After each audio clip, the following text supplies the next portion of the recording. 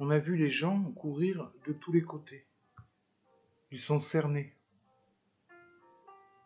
Mais que reste-t-il d'étincelles humaines, c'est-à-dire de créativité possible, chez un être tiré du sommeil à 6 heures chaque matin, cahoté dans les trains de banlieue, assourdi par le fracas des machines, lessivé par les cadences, les gestes privés de sens, le contrôle statistique, et rejeté vers la fin du jour, dans les halls de gare, écrasé entre fatigue et abrutissement.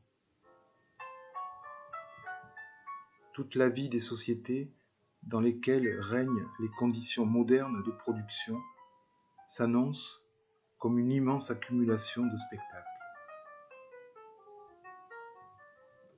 Et à cet instant de triomphe sur sa lâcheté et son abattement de tout à l'heure, on voit sur le visage de l'individu à la peau en effet bien lustrée par les crèmes de soins et les compléments nutritionnels, s'esquisser l'ombre d'un sourire, l'air de dire en superforme « D'ailleurs, regardez-moi, ai-je le genre d'une pauvre créature aliénée ?» qu'il argumente en résumé. « Si être libre, c'est de vivre à sa guise, et si cette société me plaît, après tout, comme elle est, où est le problème ?»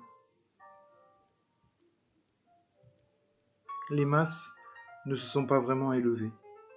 L'élévation est restée en projet, mais enfouie. À la place, sont arrivés les chefs. La question « Ça va ?»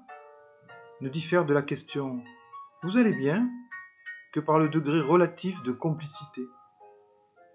Elle n'engage évidemment pas les individus à s'interroger sur leurs états d'être respectifs. Elle leur permet juste de s'assurer réciproquement qu'ils sont bien dans la même galère. L'exploitation de la nature a dénaturé jusqu'au temps imparti aux organismes vivants. La pollution marchande a soumis à sa loi d'extinction universelle des espèces, l'existence de l'algue, de l'arbre, du phoque. Ajoutez-y la couche d'ozone, le sous-sol, l'atmosphère, et vous pourrez mesurer assez exactement à quelle vitesse l'économie se réalise en éteignant la vie. Je veux, Simonide, poursuivit Hieron, exposer aussi à tes yeux les plaisirs que je goûtais au temps où j'étais simple particulier et dont je sens la privation depuis que je suis tyran. Je m'entretenais avec les camarades de mon âge, content d'eux comme ils l'étaient de moi. Je m'entretenais avec moi-même quand je souhaitais la tranquillité. Je passais le temps à festoyer, souvent jusqu'à oublier tous les chagrins de la vie, souvent jusqu'à absorber mon esprit dans les chants, les festins et les chœurs, souvent jusqu'au moment où l'envie de dormir nous saisissait, tous ensemble, mes camarades et moi. Maintenant, j'ai perdu ceux qui se plaisaient avec moi, depuis que mes camarades, d'amis qu'ils étaient, sont devenus mes esclaves.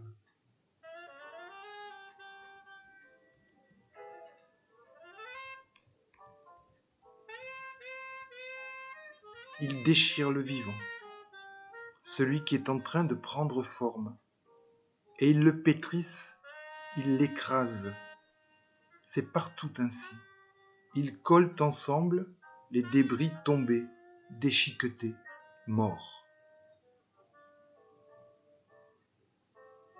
Les peuples futurs auront-ils dominé, par une pratique émancipée, la technique présente, qui est globalement celle du simulacre et de la dépossession?